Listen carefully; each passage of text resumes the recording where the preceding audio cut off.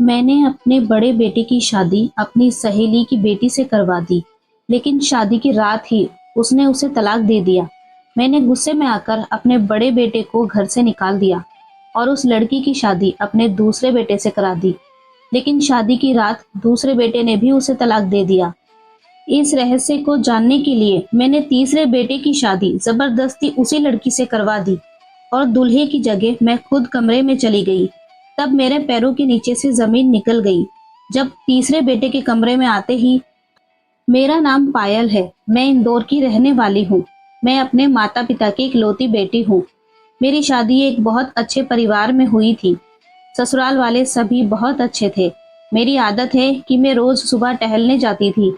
मेरी सास भी मेरे साथ ही होती थी, लेकिन 10 मिनट बाद ही वो अपना रास्ता बदल कर कहीं और चली जाती थी और 1 घंटे बाद खुद ही वापस लौट आती थी। वो अक्सर खोई खोई रहती और घर में भी चुपचाप रहती। मुझे लगता था कि मेरी सास अंदर से बहुत दुखी है। मैं बहुत कोशिश करती थी कि वो मुझे अपने दिल का दर्द और हाल बताए, लेकिन वो ऐसा नहीं करती। मैं एक अस्पताल में डॉक्टर थी। एक दिन दोपहर को अस्पताल से घर आते समय मैंने अपनी सास को जेल के बाहर देखा। वो सड़क के दूसरी ओर थी, इसलिए जब तक मैं वहां पहुंच जाती तब तक वो जेल के अंदर चली गई। मैंने गेट पर खड़े आदमी से पूछा तो वो कहने लगा, ये माँ जी अक्सर यहाँ आती रहती है। मैं वहीं रुक गई क्योंकि आज मैं अपनी सास से बात करना और जानना चाहती थी कि आखिर इन सब के पीछे क्या कारण है। 1 घंटे बाद जब मेरी सास जेल से बाहर आई तो मुझे सामने देखकर चौंक गई। मैंने प्यार से कहा, माँ जी आप यहाँ क्यों आती हो? किससे मिलने आती हो? आज मुझे ये सब जानना है। मेरी सास कहने लगी, तुम घर चलो, मैं तुम्हें सब कुछ बताती हूँ। हम घर आए और लिविंग रूम में बैठ गए और मेरी सास अपनी कहानी सुनाने लगी। वो कहने लगी, मेरी शादी एक बेहद अमीर परिवार में हुई। मेरे पति मुझसे बहुत प्यार करते थे। अपने परिवार में सबसे बड़ी बहू होने के कारण सभी मेरी बहुत इज्जत करते थे और मेरी हर आज्ञा का पालन भी करते थे। दूसरा कारण ये भी था कि पूरे परिवार में मैं अकेली थी जिसके केवल बेटे ही थे। मेरे 4 बेटे थे और कोई बेटी नहीं थी। मुझे बेटी की बहुत ख्वाहिश थी, लेकिन शायद भगवान ने मेरी किस्मत में बेटी ही नहीं लिखी थी। मैं तो यही चाहती थी कि मेरी पहली औलाद बेटी ही हो, लेकिन ये मनोकामना पूरी नहीं हुई। चौथा बेटा अभी 2 साल का हुआ था कि मेरे पति की एक दुर्घटना में मौत हो गई। मेरे बेटों में साल 2 साल का ही फर्क था और वो सभी एक साथ जवान हो रहे थे। पूरे परिवार की निगाहें मेरे बेटों पर टिकी थी क्योंकि वे बहुत विनम्र, खुशमिजाज और सुंदर थे। मैंने उनकी परवरिश बहुत अच्छे से की थी। मुझे अपने परवरिश पर गर्व था।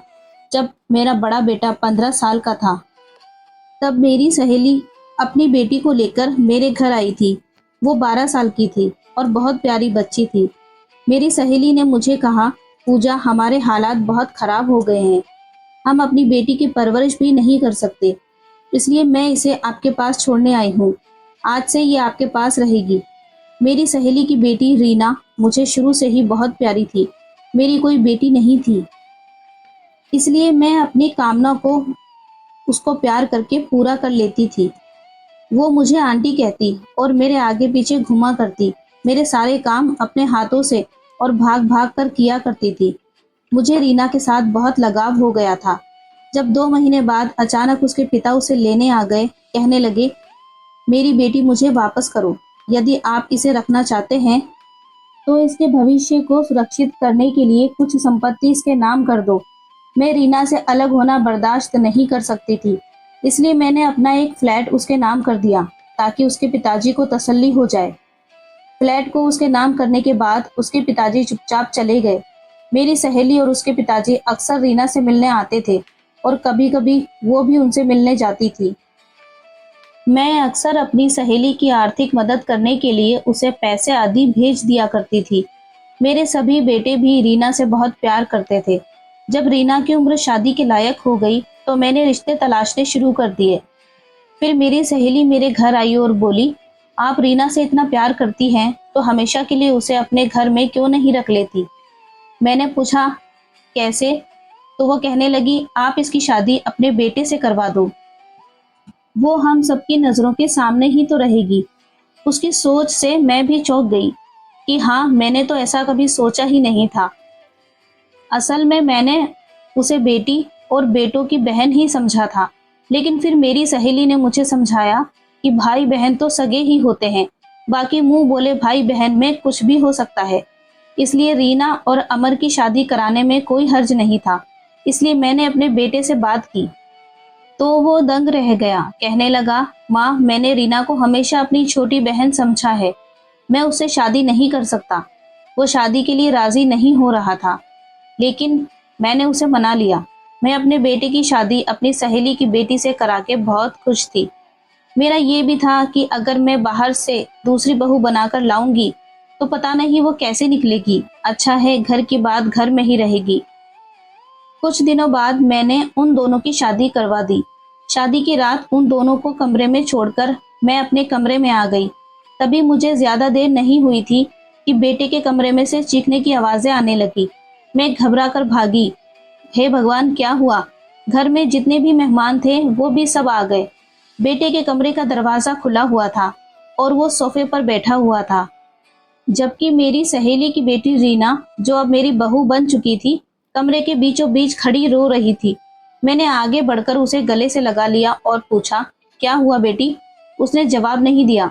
मेरा बेटा अपनी जगह से उठा और बोला, माँ, मैंने इसे तलाक दे दिया है। मैं दंग रह गई थी।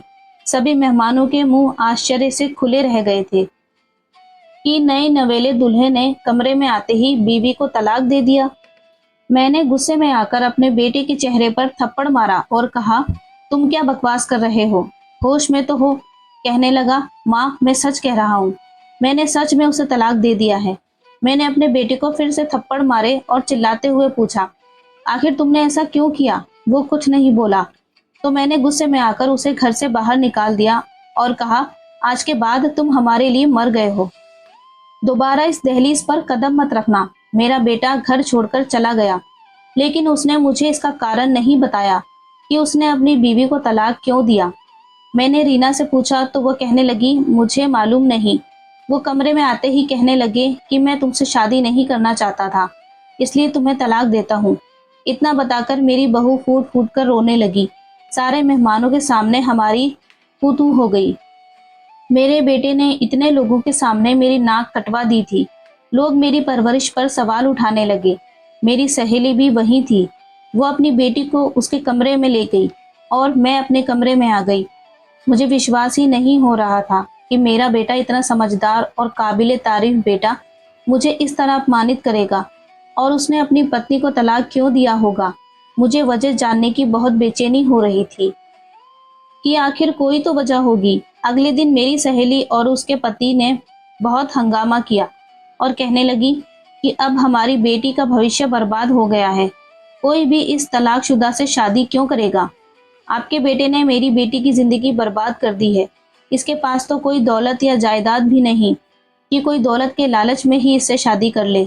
मुझे बहुत शर्म आ रही थी कि मेरे बेटे की वजह से मुझे ये आज का दिन देखना पड़ा। मैंने सोचा तो मुझे लगा कि मेरी सहेली के पति सही कह रहे थे। मैंने बड़े बेटे को घर और जिंदगी दोनों से निकाल दिया, इसलिए उसके हिस्से की सारी संपत्ति रीना के नाम कर दी। रीना मुझसे बहुत प्यार करती थी, इसलिए अपने माता पिता के कहने के बावजूद वो वापस नहीं गई। कहने लगी, आंटी ही अब मेरी माँ है, मैं यहीं रहूंगी। तलाक के बाद रीना अक्सर पास के पार्क में टहलने जाती थी। मैं जाने देना चाहती थी कि बेचारी लड़की का दिल लगा रहेगा। रीना मुझे दिखाने के लिए खुश रहना चाहती थी, लेकिन मुझे पता था कि वो खुश नहीं है। कभी कभी मुझे उसकी हरकतें भी अजीब लगती, लेकिन मैं ये सोचकर उसे नज़रअंदाज कर देती थी कि ये सदमे की वजह से ऐसी हो गई है। वो सारा सारा दिन फोन पर बातें करती रहती थी। वो कहती कि मैं अपनी माँ से बात कर रही हूँ। कभी कभी वो बहुत परेशान हो जाती और रोने लगती थी। उन्हीं दिनों में मेरे दो सबसे छोटे बेटों का एक्सीडेंट हो गया और छोटा बेटा मर गया। मेरी तो कमर टूट गई थी। एक बेटा न जाने कहाँ दर बदर भटक रहा था और दूसरा भी मुझे छोड़कर चला गया था। रीना ने मेरा बहुत साथ दिया और मुझे सांत्वना दी। कुछ दिनों बाद मेरी सहेली फिर आई और कहने लगी कि रीना की अपने दूसरे बेटे के साथ शादी करा दो, क्योंकि तुम्हें उसकी ज़रूरत है। उसकी बात सुनकर मैं मान गई और दूसरे बेटे को बुलाकर कहा कि मैं रीना से तुम्हारी शादी कराना चाहती हूँ। उसकी उम्र भी लगभग उतनी ही थी, लेकिन वो फिर भी झिझक रहा था। कहने लगा कि पता नहीं भाई ने उसे तलाक क्यों दिया है, मैं उसे शादी कैसे कर लूं। मैंने अपने बेटे को कसम खिलाकर मना लिया कि अगर तुमने रीना से शादी नहीं की तो तुम मेरा मरा हुआ मुंह देखोगे। वो ये बात सुनकर मान गया और रीना से शादी कर ली। रीना बेचारी ने मुझसे साफ कह दिया था कि आंटी आप मेरी माँ जैसी हैं, अगर आप किसी गरीब से भी मेरी शादी करवाएंगी तो मैं कर लूंगी। उन दोनों की शादी करवाने के बाद मुझे पूरा यकीन था कि अब सब कुछ ठीक हो जाएगा, लेकिन दिल के कोने में थोड़ा सा डर भी था। मैं ये प्रार्थना करते हुए अपने कमरे में आ गई कि सब कुछ ठीक हो जाएगा। कुछ समय ही बीता था कि फिर से वही हुआ जिस बात का मुझे डर लग रहा था। बेटे के कमरे से शोर की आवाज आ रही थी। मैं अपने आप को संभालते हुए भाग कर गई तो वही दृश्य था जो मैं इससे पहले भी एक बार देख चुकी थी। मेरे इस बेटे ने भी मेरी सहेली की बेटी को उसकी शादी की पहली रात को ही तलाक दे दिया। जब मैंने कारण पूछा तो कहने लगा कि कोई कारण नहीं है और खुद ही घर छोड़कर निकल गया। ये बात मेरी समझ के परे थी। आखिर ऐसा क्या कारण था कि रीना का एक बार फिर से तलाक हो गया था। उस बेचारी का तो घूंघट भी नहीं उठाया गया था। एक बार फिर हमारी बहुत बेइज्जती हुई। लोग कहने लगे कि इनके घर को किसी की नजर लग गई है। एक अच्छी माँ की आज्ञाकारी लड़के इस प्रकार बगावत करके घर छोड़कर चले गए। इस बार मामला मुझे संदेहजनक लग रहा था कि कोई तो ऐसी वजह होगी जिसकी वजह से मेरे दूसरे बेटे ने भी तलाक दे दिया। आखिर वजह क्या थी? गलती किसकी थी, मेरे बेटों की या फिर मेरी सहेली की बेटी रीना की? मैं चकरा कर रह गई थी कि ये सीधी बात बिल्कुल नहीं थी जितनी नजर आ रही थी। मैं पागल होने वाली हो गई थी। मेरे दोनों बेटे घर छोड़कर चले गए। एक चल बसा, अब तीसरे नंबर वाला ही रह गया था। अजीब बात यह थी कि रीना ने इस बार भी अपने माता पिता के साथ जाने से इनकार कर दिया था, लेकिन मेरे साथ रहते हुए भी वो मेरे पास नहीं हुआ करती थी। हर वक्त कमरे में बंद रहती थी। एक दिन मैं बीमार हो गई तो अपने बेटे के साथ डॉक्टर के पास चली गई।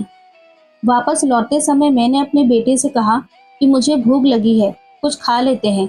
हम दोनों एक रेस्टोरेंट में आ गए। अभी हम दरवाजे पर ही थे जब मैंने अपने बड़े बेटे को देखा। वो किसी लड़की के साथ बैठा हुआ था। उस लड़की की पीठ हमारी तरफ थी, इसलिए मैं उसे नहीं देख पाई। मैं चुपचाप अपने बेटे को लेकर एक कोने में बैठ गई। इतनी दूरी से उन दोनों की बातों की आवाज मुझे सुनाई नहीं दे रही थी, लेकिन ऐसा लग रहा था कि कोई परेशानी वाली बात है। तभी तो वो दोनों बहस कर रहे थे। थोड़ी देर बाद मेरा बेटा जिस लड़की के साथ बाहर निकला, उसे देखते ही मुझे कुछ शक हुआ, क्योंकि वो तो रीना जैसी ही लग रही थी। लेकिन चूंकि उस लड़की ने दुपट्टे से अपना चेहरा ढक लिया था, इसलिए मैं उसे पहचान ना सकी। फिर मैंने सोचा कि रीना यहाँ कैसे आ सकती है भला? उसका तो तलाक हुआ है, वो यहाँ क्यों आएगी? मैंने उसी वक्त कॉल किया और नौकरानी को कहा कि ज़रा देखो तो रीना भाभी घर पर है क्या। नौकरानी ने कुछ देर बाद बताया कि नहीं, वो घर पर नहीं है। मेरा शक फिर से जाग उठा। घर आने के बाद मैं रीना पर नज़र रखने लगी। यूँ समझ लीजिए कि मैं उसकी जासूसी करने लगी।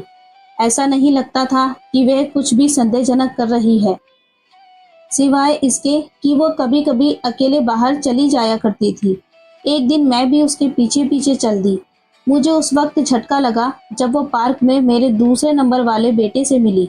वो काफ़ी देर तक उससे बातें करती रही। वो वाकई में मेरे बेटों से मिल रही थी, लेकिन किस लिए और क्यों? उन्होंने तो उसे तलाक दे दिया था ना।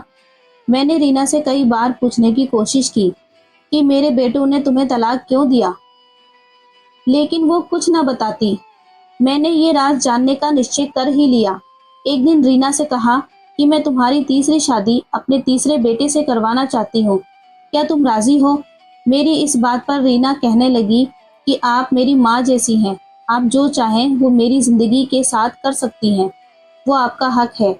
मैं उसकी शादी अपने तीसरे बेटे से सिर्फ इसलिए करवाना चाहती थी ताकि मैं इस राज का पता लगा सकूं कि आखिर ऐसा होता क्या है कि पहली ही रात को रीना का तलाक हो जाता है। मैंने ये शादी तय कर दी, जिसकी वजह से रीना बहुत खुश लग रही थी। मेरा बेटा उससे 2 साल छोटा था। लेकिन फिर भी उसने मेरे फैसले के आगे सिर झुका लिया था। शादी वाली रात को मैंने अपने बेटे से कहा कि मेरी तबीयत ठीक नहीं है, मेडिकल जाओ और मेरे लिए दवा लाकर दो। वो कपड़े बदलकर चला गया। उसके जाने के बाद मैंने उसकी शेरवानी पहन ली, चेहरे पर सेहरा डाल लिया और उसकी जगह मैं खुद कमरे में चली गई। मैं कमरे का दरवाज़ा खोलकर अंदर दाखिल हुई तो रीना बेड पर बैठी हुई थी। अपने दूल्हे को देखते ही वो बेड पर से उठकर खड़ी हो गई और खुद ही कहने लगी, मैं जानती हूँ कि आप मेरे पति हो, लेकिन मैं तुम्हें सिर्फ इतना कहना चाहती हूँ कि मैंने तुम्हें हमेशा अपना छोटा भाई समझा है। मैं तुम्हें इस रूप में स्वीकार नहीं कर सकती।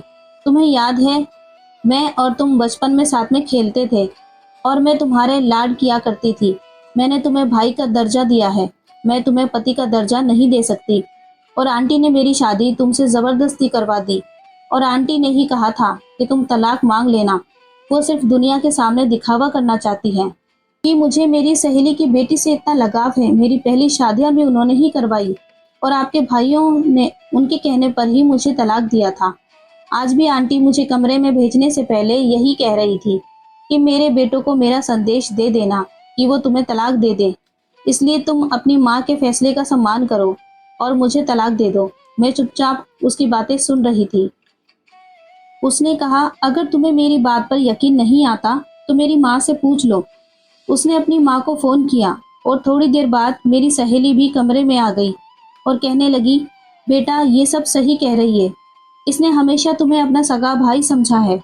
इसने तो तुम्हारी माँ को बहुत मना किया था कि शादी ना करे, लेकिन वो नहीं मानी। मेरी बेटी तुम्हें पति के रूप में स्वीकार नहीं कर सकती। ये किसी और को पसंद करती है। तुम इसे तलाक दे दो ताकि मैं उसी लड़के से इसकी शादी करवा सकूं। मेरी सहेली और रीना को पता नहीं था कि सेहरे के पीछे मैं हूँ। रीना को तो यही लग रहा था जैसे मेरा बेटा और उसका पति है। मेरी सांसें रुक गई। वो कैसे झूठ बोल रही थी। वो और मेरी सहेली मिले हुए थे और वो झूठ बोलकर मेरे बेटों से तलाक लेती रही। मेरी सहेली की बेटी, जिसे मैंने अपनी बेटी से भी ज्यादा प्यार दिया था। लेकिन मैंने कभी सोचा नहीं था कि वो और मेरी सहेली मिलके मेरे साथ ये सब करेंगे। मैं इस पर विश्वास नहीं कर सकती थी। ये खुलासा इतना घातक था कि मेरी जान निकल गई। मैंने अपने चेहरे से सेहरा हटाकर दूर फेंक दिया। तब वो दोनों मुझे देखकर डर गई। रीना ने कहा, आंटी आप यहाँ। मेरी सहेली भी मुझे देखकर दंग रह गई थी। उन्हें उम्मीद नहीं थी कि दूल्हे के रूप में मैं उनके सामने खड़ी रहूंगी।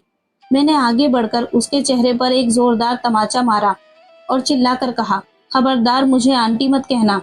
तुम इतनी घटिया निकलोगी मुझे यकीन नहीं हो रहा है। मेरे बेटों के खिलाफ मुझे भड़काती रही। तुम्हारी वजह से मैंने अपने बेटों को घर से निकाल दिया। मेरी सहेली आगे बढ़ी और बोली, पूजा मेरी बात सुनो। लेकिन उसे भी मैंने धक्का देकर पीछे कर दिया। रीना चिंतित हो गई थी कि मुझे सब कुछ पता चल गया है। उसने झट से अपना हाथ मेरे मुंह पर रख दिया और मुझे कुर्सी पर बैठाकर आंखों ही आंखों में अपनी माँ से कोई इशारों में बात की और उन्होंने तुरंत मेरे हाथ पैर दुपट्टे से बांध दिए और मेरे मुंह में भी कपड़ा ठूस दिया। वो कहने लगी, सॉरी आंटी, अगर आपको ये सब नहीं पता चलता तो मुझे आपके साथ ये सब नहीं करना पड़ता। अब आप यहीं पर कैद रहेंगी। मैं चिल्लाना चाहती थी लेकिन मेरी आवाज़ मेरे मुंह में ही दबकर रह गई। वो ऐसा क्यों कर रही थी? तभी अचानक दरवाजे पर दस्तक हुई और मेरी एक रिश्तेदार की आवाज़ सुनाई दी, रीना सब ठीक है ना? कमरे से आवाज़ें आ रही थी। रीना ने दरवाज़ा खोलने की बजाय वहीं से कह दिया, हाँ जी सब ठीक है, आप जाएं, अपना काम करें। उसने कुर्सी के साथ मुझे बाथरूम में बंद कर दिया। थोड़ी देर बाद मुझे अपने बेटे की आवाज़ सुनाई दी। वो मेरे बारे में ही पूछ रहा था कि माँ कहाँ है और रीना उससे कह रही थी कि वो अपने कमरे में ही होंगी। मेरा बेटा यकीनन मुझे ढूंढ रहा था। मैं अंदर तड़प रही थी। मैंने कभी सपने में भी नहीं सोचा था कि मेरे साथ ऐसा भी होगा। कुछ देर बाद मुझे फिर से बाहर से आवाज़ सुनाई देने लगी। मेरा बेटा मुझे ढूंढते हुए बाहर चला गया। मैंने खुद को छुड़ाने की बहुत कोशिश की, मगर मेरी कोशिश कामयाब नहीं हो रही थी क्योंकि उसने मुझे बहुत मजबूती से बांध कर रखा था। थोड़ी देर बाद मेरी सहेली ने आकर मुझे वहां से निकाला और खींचते हुए स्टोर रूम में ले जाकर मुझे बंद कर दिया। मैं अभी भी अपने बेटे की शेरवानी में ही थी। स्टोर रूम में बहुत गर्मी थी जिसके कारण मेरी हालत बहुत खराब होने लगी थी। मुझे उम्मीद थी कि मेरा बेटा मुझे ढूंढ लेगा, लेकिन पूरा दिन गुजर गया और वो नहीं आया। मुझे वहां कैद करके 2 दिन हुए थे और रीना ने आकर मुझे दिन में सिर्फ एक बार ही खाना दिया था और अब भूख से मेरी जान निकल रही थी। मैं खुद को आज़ाद करने की कोशिश करने लगी, जो मैं पिछले 2 दिनों से कर ही रही थी। शाम तक मैंने जोर लगा लगा कर रस्सी को काफी ढीला कर दिया था और रात तक मैंने कोशिश करके खुद को छुड़वा ही लिया। रात को जैसे ही दरवाजा खोला, रीना अंदर दाखिल हुई तो मैंने स्टोर रूम में रखा डंडा उठाया और उसके सिर पर मारकर उसे बेहोश कर दिया और खुद भागते हुए स्टोर रूम से बाहर आ गई। मेरा बेटा बेचारा मुझे ढूंढते ढूंढते थक गया था। मैं चीखते हुए बेटे को आवाज देने लगी। मेरी आवाज सुनते ही वो भाग कर आया। मेरी हालत बहुत खराब होती जा रही थी। मैंने उसे बताया कि तुम्हारी बीवी रीना ने मुझे स्टोर रूम में बंद करके रखा था। बस इतना कहकर ही मैं बेहोश हो गई। जब होश आया तब हॉस्पिटल के बेड पर थी। मेरे दोनों बड़े बेटे भी मेरे सामने खड़े थे। मैं उन दोनों को देखकर बहुत खुश हो गई। मुझे लगा कि मैं एकदम ठीक हो गई हूँ। मैंने रीना के बारे में पूछा तो छोटा बेटा कहने लगा कि वो धोखेबाज लड़की इस समय अपने माता पिता के साथ जेल में है। मेरे बेटे ने मुझे पूरी कहानी बताई। वो ये थी कि मेरी सहेली और उसके पति की नज़र शुरू से ही हमारी दौलत पर थी। जब मेरे पति की मृत्यु हो गई तो उन्होंने एक प्लान बनाया और अपनी बेटी मुझे दे दी ताकि रीना के जरिए मेरी दौलत पर कब्जा कर सके। जब रीना ने मेरे बड़े बेटे से शादी की तो वो शादी की रात उससे यही कहती रही कि मैं तुम्हें हमेशा अपना बड़ा भाई समझती हूँ। मैं तुम्हारे साथ ये रिश्ता नहीं निभा सकती और मैं किसी और को पसंद करती हूँ। मुझे तलाक दे दो। उसका मकसद था कि मेरे बेटों को एक एक करके घर से निकाल कर हमारी सारी संपत्ति की एकमात्र वारिस वो बन जाए। उसका प्लान कामयाब हुआ और मैंने अपने बेटों को घर से निकाल दिया। उसने मेरे दूसरे बेटे से भी इसी तरह कहकर तलाक ले लिया और घर से निकलवा दिया। बाद में ये सच्ची होने का नाटक करके उनसे मिलती रही और उनको कहती कि तुम्हारी माँ ने तुम्हें घर और जिंदगी दोनों से निकाल दिया है। तुम लोग भी उनसे सब रिश्ते नाते तोड़ दो और कभी घर वापस मत आना। यहाँ तक तो फिर भी बर्दाश्त था, लेकिन उन दौलत के लालची लोगों ने जानबूझकर मेरे छोटे बेटों का एक्सीडेंट करा दिया ताकि दोनों मर जाएं। लेकिन ये भगवान की कृपा थी कि एक की जिंदगी बच गई। इन तीनों ने मिलकर मेरा हंसता खेलता घर उजाड़ दिया। मेरी बेटी बेटी कहते जुबान नहीं थकती थी और वो ऐसी निकली कि मेरा घर ही खा गई। और ये सब उसे उसके माँ बाप ने सिखाया था। आज वो तीनों जेल में हैं। मैं कभी कभी जेल में रीना से मिलने जाती हूँ। आखिर मैंने उसे अपनी बेटी की तरह पाला था। उसे देखने का दिल करता है तो चली जाती हूँ। वो मुझसे बहुत माफी मांगती है, लेकिन मैं उसे माफ नहीं कर सकती। उसने मुझसे मेरे बेटे को छीन लिया, जो किसी भी हालत में वापस नहीं आ सकता। इतना सब बताने के बाद मेरी सास कहने लगी, मैंने अपने तीनों बेटों को दोबारा शादी करा दी। बड़े बेटे अमर की शादी मैंने तुमसे करवा दी। आज मेरे बेटे अपने अपने घर में बहुत खुश हैं। मैं सुबह तुम्हारे साथ टहलने जाती हूँ तो बीच में ही अपने बेटे की समाधि पर जाती हूँ और उससे बहुत सारी बातें करती हूँ, तो मेरे दिल को सुकून मिलता है। अपनी सास की कहानी सुनने के बाद मैं इस नतीजे पर पहुंची कि जो कोई दूसरों के साथ बुरा करता है वह भगवान के हाथ से बच नहीं सकता। मुझे यकीन है कि वो तीनों को इस लोक में भी तकलीफ सहनी पड़ेगी और परलोक में भी तकलीफ सहनी पड़ेगी। तो भाइयों और बहनों, ये थी आज की कहानी। अगर आपको कहानी पसंद आई हो तो वीडियो को लाइक कीजिए, शेयर कीजिए और कमेंट भी कीजिए। और हाँ, सबसे ज़रूरी बात, अगर आपने अभी तक मेरे चैनल को सब्सक्राइब नहीं किया है तो प्लीज़ सब्सक्राइब करें। भाइयों और बहनों, मिलते हैं अगली वीडियो में एक और दिलचस्प कहानी के साथ। तब तक के लिए नमस्कार, धन्यवाद।